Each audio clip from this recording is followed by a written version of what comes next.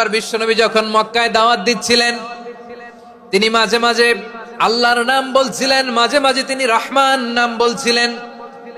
যখন তিনি বললেন ওয়াইদা কিলা লাহুমুসজুদু লিররহমানি ক্বালু ওয়ামার রহমান, বিশ্বনবী মক্কায় যখন মক্কার কাফিরদেরকে, কুরাইশদেরকে বলল তোমরা রহমানকে সেজদা দাও, রহমানের ইবাদত করো, রহমানের জন্য সেজদায় লুটিয়ে পড়ো, মক্কাবাসী বলে রহমান আবার কে? রহমান রে তো চিনি না।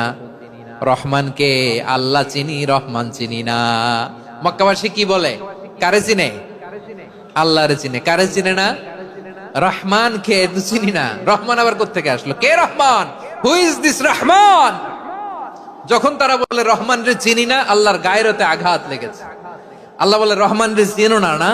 তাদেরকে চিনানোর জন্য আল্লাহ ৭৮ আয়াত বিশিষ্ট আর রহমান নামে কোরআনে একটা সূরা নাজিল করেছেন।